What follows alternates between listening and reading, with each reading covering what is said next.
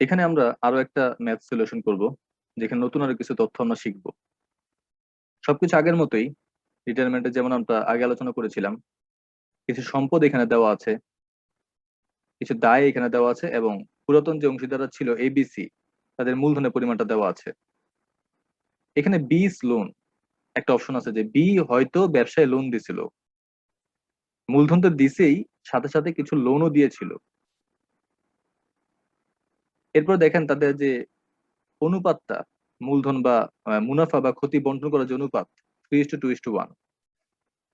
এরপরে machinery is to be valued 45,000 টাকা। Already মেশিনারির দাম তারা ছিল 40,000 টাকা, এখন বলতেছে এটা 45,000 টাকা হয়ে যাবে। অবভিয়াসলি 5,000 টাকা মেশিনের দাম বৃদ্ধি পাচ্ছে, সুতরাং এই 5,000 টাকার জন্য জাবেদা দিবেন। এরপরে goodwill of the firm is revalued. গুডউইলের যে মূল্যায়নটা, রিভ্যালুয়েশন হবে, নতুন মূল্যায়িত হবে 40,000 টাকা। অলরেডি গুডউইল ছিল 15,000 টাকা, মানে নতুন করে আরো বৃদ্ধি পাচ্ছে কত, 25,000 টাকা। এই 25,000 টাকাই কিন্তু তিনজন যে অংশীদার তাদের মধ্যে বন্টন হবে। ল্যান্ড এন্ড বিল্ডিং রিভ্যালুড হবে 79,000 টাকা, যেটা আগে 70,000 টাকা ছিল, মানে 9,000 টাকা বৃদ্ধি পাচ্ছে। এই বেসিক জাবেদা গুলো আমরা পারবো। যেমন সম্পদের দাম বৃদ্ধি পাচ্ছে, তারপর এখানে আরো একটা ব্যাপার, আর কিছু বলছে এখানে,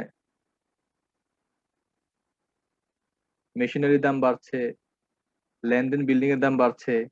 হ্যাঁ, আরেকটা জিনিস যেটা একটু পরে বলছি, 22,000 is realised from accounts receivable. Accounts receivable এখানে ছিল 24,000 টাকা, তারা বলতেছে যে 24,000 টাকা আর আদায় করতে পারবো না। এখানে আদায় করতে পারবে কত, 22,000 টাকা, মানে 2,000 টাকার দেনাদার কমে যাচ্ছে। আমরা জানি কোনো সম্পদ কমে গেলে কি করতে হয়, সম্পদটা ক্রেডিট দিকে করতে হয়। তো revaluation debit, accounts receivable credit. এখন মেশিনারির দাম বাড়ছিল, ল্যান্ড এন্ড বিল্ডিং এর দাম বাড়ছিল, ইনভেস্টমেন্টের দাম এখানে বৃদ্ধি পাচ্ছে, জাবেদায় দেখাচ্ছে, কিন্তু উপরে কিন্তু এই যে তিনটা অপশন, এই তিনটা অপশনে কিন্তু নাই। 4 নম্বরের শুরুর অংশেও নাই যে ইনভেস্টমেন্টের দাম বাড়ছে। তবে ভালো মতো দেখেন, এরপরে যে অংশটা, she agrees to accept investment. She agree করছে যে সে ইনভেস্টমেন্টটা নিয়ে যাবে। যে 10,000 টাকার ইনভেস্টমেন্টটা আছে এখানে, দেখেন ইনভেস্টমেন্টের ভ্যালু 10,000 টাকা, এটা সে 12,000 টাকায় নিয়ে যাবে। আর দেখেন এখান থেকে সি কিন্তু রিটায়ার্ড করছে, সি রিটায়ার। এখন সি যাওয়ার সময় বলছে যে আমি ইনভেস্টমেন্টটা নিয়ে যাব, 12,000 টাকা দিয়ে নিয়ে যাবে। 10,000 টাকার জিনিসটা সে 12,000 টাকা দিয়ে নিয়ে যাবে। নিয়ে কি করবে এটা পরে। তো 10,000 টাকার জিনিসটা 12,000 টাকা যেহেতু মূল্যায়িত হয়েছে, তো অবভিয়াসলি ইনভেস্টমেন্টের দাম 2,000 টাকা বৃদ্ধি পেয়েছে। তো এই জন্য ইনভেস্টমেন্ট 2,000 টাকা এখানে ডেবিট। এরপরে সে 12,000 টাকা নিয়ে কি করছে এটা পরে। তো এখানে সে ইনভেস্টমেন্ট 12,000 টাকা নিয়ে যাচ্ছে, the market value as part payment of his claim. আচ্ছা, সি যেহেতু রিটায়ার করে চলে যাচ্ছে, তার মূলধনটা তো সে নিয়ে যাবে, তাই না? একটু আগে আলোচনা করেছিলাম, মূলধন সে নিয়েও যেতে পারে, সে ব্যবসায় রেখেও দিতে পারে। তো সে, তার যে নতুন মূলধনটা তৈরি হবে, আগে তো একটা মূলধন দিয়েছিল 30,000 টাকা, এখন নতুন করে মূলধনটা বাড়তেও পারে, কমতেও পারে, যাই হবে হবে। সেখান থেকে দেখেন, ভালো মতো খেয়াল করবেন, সে নতুন মূলধন তার যা হবে, ওইটার 12,000 টাকা সে কি অ্যাকসেপ্ট করতেছে, ইনভেস্টমেন্টটা। 10,000 টাকা ইনভেস্টমেন্টটা সে যে 12,000 টাকায় সে তার সাথে করে নিয়ে যাচ্ছে। তাহলে 2,000 টাকা অলরেডি আমরা ইনভেস্টমেন্ট বৃদ্ধি করে দেখিয়েছি। এরপরে দেখেন, and the balance will remain as loan. তার যে মূলধনটা তৈরি হবে নতুন করে, তার মধ্যে 12,000 টাকা সে এজ ইনভেস্টমেন্ট হিসেবে নিয়ে গেল। ধরেন তার 40,000 টাকা মূলধন তৈরি হয়েছে, এর মধ্যে 12,000 টাকা সে কি হিসেবে নিল, এজ ইনভেস্টমেন্ট। আর বাকি 28,000 টাকা কি হিসেবে থাকবে ব্যবসায়, এজ আ লোন হিসেবে থাকবে, যেমনটা আগের অঙ্কে করেছিলাম আমরা। তো এই যে সে ইনভেস্টমেন্টটা নিয়ে যাচ্ছে কত টাকায়, 12,000 টাকায়, এর জন্য একটা জাবেদা। তবে তার ইনভেস্টমেন্ট যেহেতু নিয়ে যাচ্ছে, তো ইনভেস্টমেন্ট কমে যাচ্ছে ব্যবসা থেকে, সম্পদটা কমে যাচ্ছে, সুতরাং সম্পদটা ক্রেডিট 12,000 টাকা। এবং capital credit, I mean capital debit, কারণ তার মূলধনটা কমে যাচ্ছে, কারণ সে ব্যবসা থেকে তার মূলধন বাবদ ইনভেস্টমেন্টটা নিয়ে যাচ্ছে। ইনভেস্টমেন্ট যেটার দাম ছিল 10,000 টাকা, সে মূল্যায়ন করছে 12,000 টাকা। তো অবভিয়াসলি ইনভেস্টমেন্ট 12,000 টাকায় ব্যবসা থেকে কমবে। আর 2,000 টাকা যেহেতু সে বেশি মূল্যায়ন করছে, 2,000 টাকা ব্যবসায়ের সম্পত্তি হিসাবে বৃদ্ধি পেয়ে যাবে, আর তার মূলধন 12,000 টাকা কমে যাবে। এখন তার মোট কত মূলধন তা তো আমরা জানি না, তাই না? এখন দেখেন, একটু আগে আমরা সম্পত্তি কিছু বাড়লো, কিছু সম্পত্তি কমলো, এমনটা হয়েছে। এবং আরো একটা ব্যাপার এখানে দেখবেন, এটা যে গুডউইল 25,000 টাকা বৃদ্ধি পেয়েছে। আগে ছিল গুডউইল 15,000 টাকা, নতুন করে মূল্যায়ন করতেছে 40,000 টাকা। সুতরাং 25,000 টাকা গুডউইল কিন্তু বৃদ্ধি পাচ্ছে। সুতরাং এই 25,000 টাকার জন্য জাবেদা দিতে হবে গুডউইল ডেবিট আর 3 জনের ক্যাপিটাল ক্রেডিট।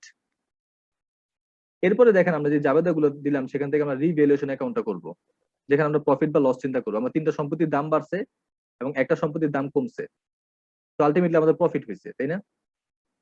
কত টাকা? 14,000 টাকা প্রফিট। এই প্রফিটের জন্য একটা জাবেদা দিচ্ছে রিভ্যালুয়েশন ডেবিট, সবার ক্যাপিটাল ক্রেডিট। এরপরে দেখেন, 3 জনের পার্টনার্স ক্যাপিটাল অ্যাকাউন্ট প্রস্তুত করছে। 3 জনের তো অলরেডি মূলধন ছিল 60,000, 40,000, 30,000। এটা ভুলে 4,167 লিখছে, এখানে 30,000 হবে। সি এর মূলধন ছিল 30,000 টাকা। এরপরে যে গুডউইল ছিল ডেবিট, ক্যাপিটাল ক্রেডিট, যার যার টাকাটা চলে আসবে গুডউইল লিখে। তারপর প্রফিট হয়েছিল, যার যার টাকাটা চলে আসবে, তাই না? এরপরে ভালো মতো দেখেন, ওই যে মনে আছে সি এর ক্যাপিটাল ডেবিট আর ইনভেস্টমেন্ট ক্রেডিট, মানে সি ইনভেস্টমেন্ট বাবদ কিছু নিয়ে যাচ্ছে, ওর যে সি এর নতুন মূলধনটা হবে তার মধ্যে ইনভেস্টমেন্ট হিসেবে সে 12,000 টাকা নিয়ে যাচ্ছে।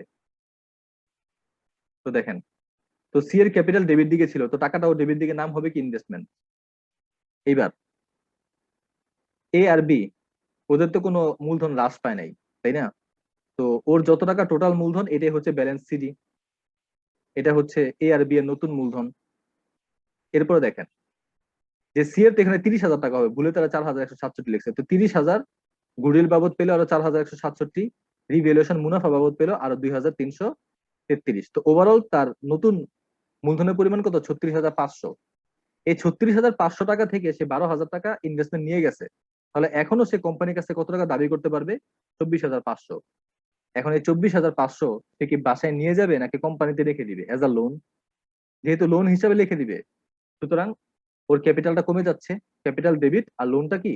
ক্রেডিট। নতুন একটা লোন তৈরি হচ্ছে ব্যবসায়ের নামে, সি এর লোন। এই জন্য সি এর লোন অ্যাকাউন্ট নামে ওই 24,500 টাকা দেখাই দিচ্ছে। সি এর যে ক্যাপিটালটা টোটাল 36,500, এর মধ্যে 12,000 টাকা সে নিয়ে গেছে, কি হিসাবে নিয়ে গেছে? ইনভেস্টমেন্ট। কোম্পানি যে ইনভেস্টমেন্টটা ছিল সে নিয়ে যাবে, ওইটা কোম্পানিতে থাকবে না, ওটা সে নিয়ে যাবে তার মূলধন বাবদ। আর বাকি টাকা এজ আ লোন ব্যবসায় দেখানো হবে, 24,500।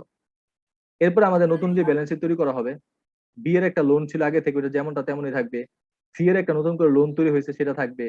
অ্যাকাউন্টস পেবল, এটা কমেও নয় বাড়ে নাই, যেমন আছে তেমনই থাকবে। নতুন এ আর বি, ওরা তো ব্যবসায় থাকবে, ওদের যে মূলধনটা এখানে দেখানো হয়েছে। ক্যাশ টাকা যা ছিল তাই আছে।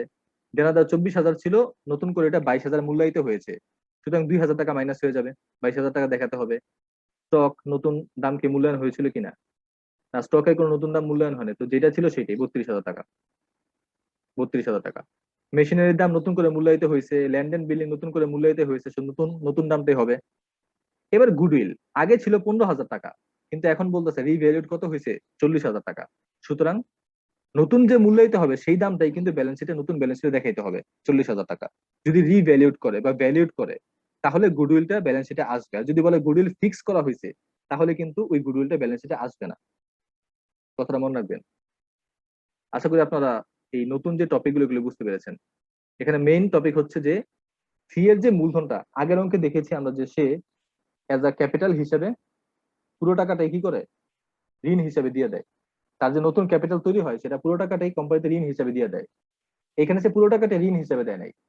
যত টাকা তার নতুন ক্যাপিটাল হয়েছে তার মধ্যে 12,000 টাকা, 10,000 টাকার ইনভেস্টমেন্ট যেটা ছিল সেই 12,000 টাকায় নিয়ে গেছে। এটা একভাবে তার মূলধন কভার আপ হইলো। আর বাকি মূলধনটা সে কি করছে? সে কোম্পানিতে রেখে দিয়েছে এজ আ ঋণ হিসেবে। I hope you guess understand. এখন 10,000 টাকার ইনভেস্টমেন্ট যেহেতু 12,000 টাকা মূল্যায়িত হয়েছে, সুতরাং 2,000 টাকা তাদের গেইন হয়েছে, কোম্পানির সম্পত্তির দাম বৃদ্ধি পেয়েছে। I hope you guess understand. আরেকটা ব্যাপারে যে বিয়ের লোনটা, এটা কিন্তু কোনো কাজ হবে না যদি না বিয়ের লোন পরিশোধ করে দেয়। যেহেতু কিছুই হয় নাই, সুতরাং যেটা যেমন আছে তেমনই থাকবে। আরেকটা জিনিস, ব্যাংক ওভারড্রাফট, ব্যাংক জমাতিরিক্ত,